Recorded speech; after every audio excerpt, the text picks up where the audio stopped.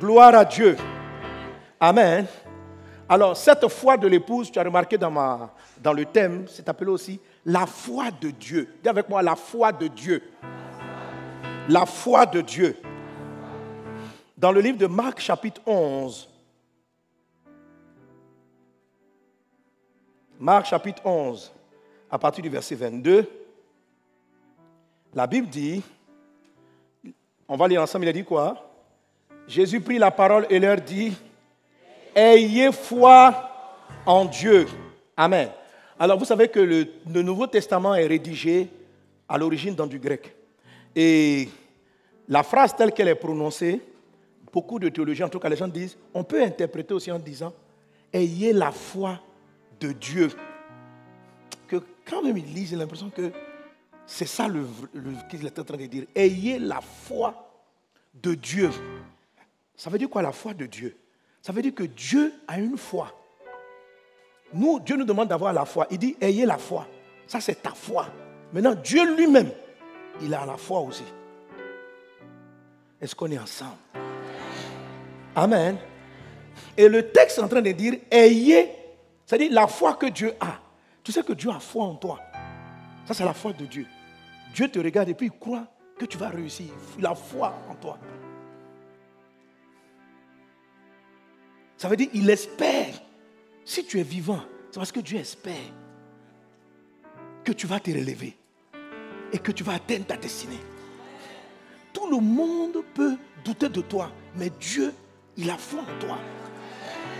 Tu es son fils. Dieu dit, lui là, je crois en lui. On dit, comment tu crois? Mais il est bizarre. Il dit, c'est pas grave, je crois.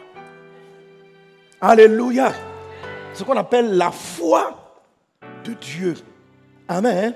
Donc ce passage de Marc 11, 22 dit, ayez la foi, dis avec moi, la foi de Dieu. Amen. Et qu'est-ce que la foi de Dieu peut produire? Il dit quoi? On continue. Il dit quoi? Je vous le dis en vérité, si quelqu'un dit à cette montagne, ôte-toi de là et jette-toi dans la mer, s'il ne doute pas en son cœur, mais croit que ce qu'il dit arrive, il le verra s'accomplir. Donc il est en train de dire, ayez la foi de Dieu. Quand tu as la foi de Dieu, tu regardes une montagne, tu dis montagne, déplace-toi. La montagne va se déplacer.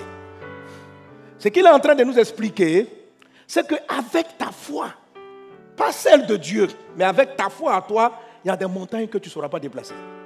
Et il continue en disant, donne-moi le texte. Amen. Non, reviens au verset de précédent. Il dit, je vous l'ai dit en vérité, si quelqu'un dit à cette montagne, ôte-toi de là et jette-toi dans la mer, et s'il ne doute pas en son cœur, mais croit que ce qu'il dit arrive, il le verra s'accomplir. Verset 24. C'est pourquoi je vous dis, tout ce que vous demanderez en priant, croyez que vous l'avez reçu et vous le verrez s'accomplir. Alléluia. Et lorsque vous êtes debout faisant votre prière, amen, je veux que tu notes juste la partie du verset 25. Il va dire, fais la prière, pardonne à ton prochain. Il va rattacher ça à l'amour. Et tu vas comprendre pourquoi je dis cela. Alléluia. Sois béni au nom de Jésus. Amen. Et dans le passage parallèle de cela, Jésus va dire, rien ne vous serait, si vous avez la foi de Dieu, rien ne vous serait impossible. Il n'y a rien qui sera impossible. Alléluia. Ce n'est pas avec ta foi que rien sera impossible. Non. C'est la foi de Dieu. C'est à Dieu, tout est possible. Mais aux humains, tout n'est pas possible.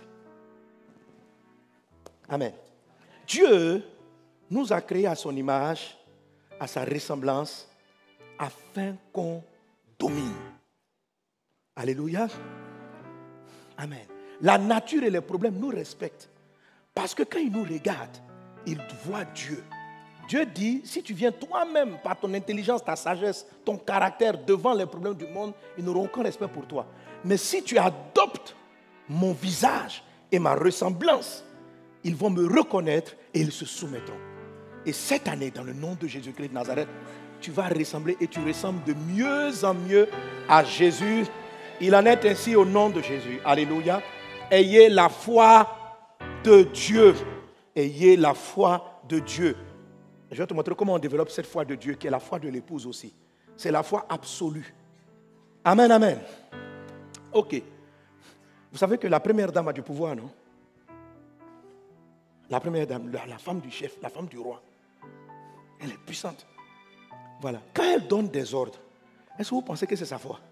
C'est-à-dire que quand elle dit aux gens, déplacez-vous, est-ce qu'elle pense que c'est parce qu'elle-même, elle est puissante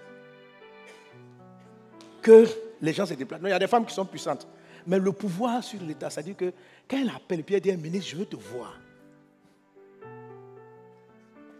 Le ministre peut dire, tu n'es pas là, tu n'es pas la présidente. Je ne viens pas.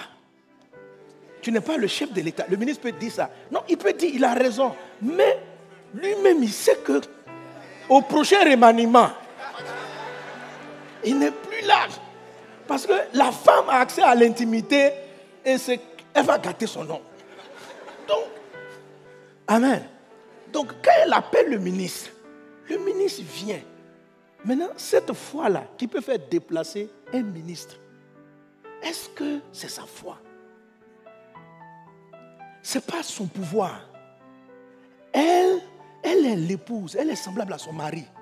Et c'est parce qu'elle a l'image de son mari, qui est le chef de l'État, que du coup, sa voix déplace les montagnes qui sont dans votre pays.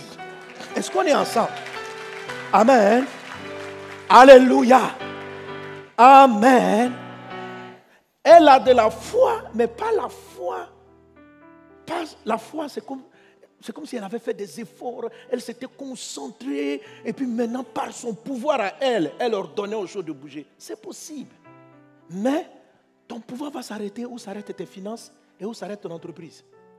Mais quand on parle de celui qui dirige un pays, c'est le chef de l'État.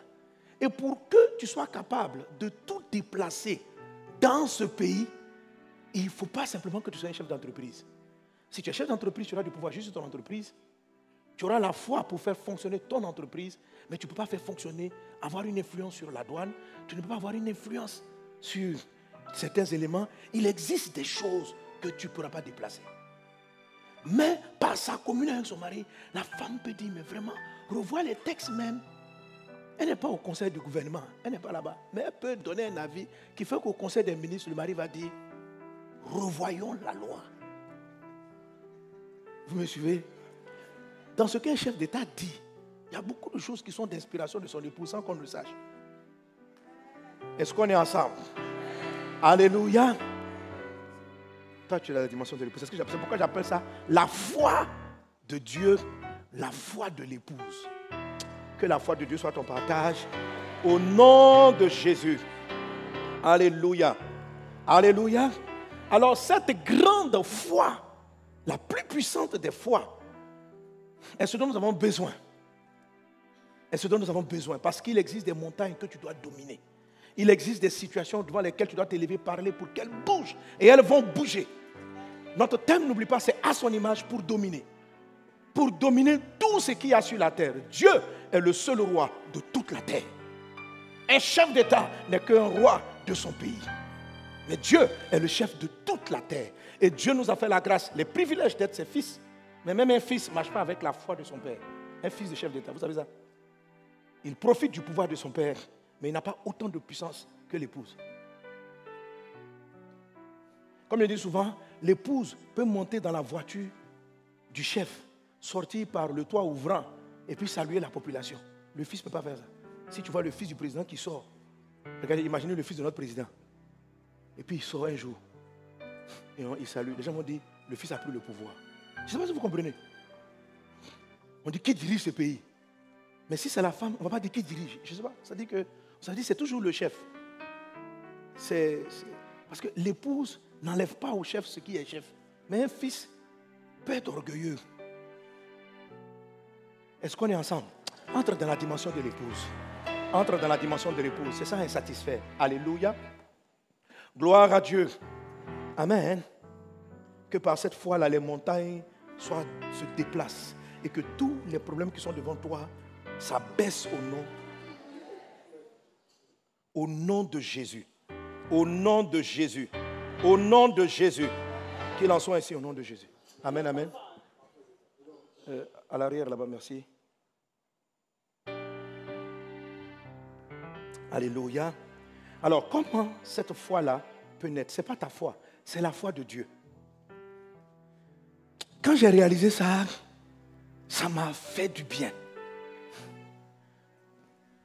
Ce n'est pas par ma puissance, ce n'est pas par ma foi que les paralytiques, des problèmes se règlent. C'est quelque chose que j'utilise en croisade.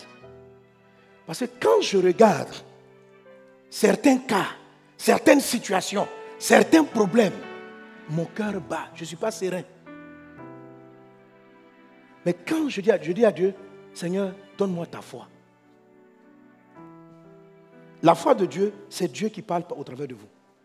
Ta foi à toi, c'est toi qui fais des efforts de concentration pour résoudre des problèmes. La foi de Dieu, toi tu te mets à l'écart. Et puis tu dis Dieu, au Père. Et puis tu es là et tu es en train d'observer. Souvent en croisade, vous voyez tant de paralytiques qui marchent, tant de problèmes qui sont résolus. C'est comme si, dans mon esprit, tout mon temps de prière avant, c'est d'entrer sous l'abri de Dieu, me cacher. Et puis je regarde par un hublot.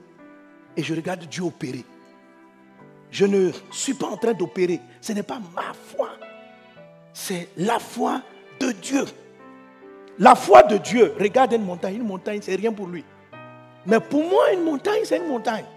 Mais pas pour Dieu.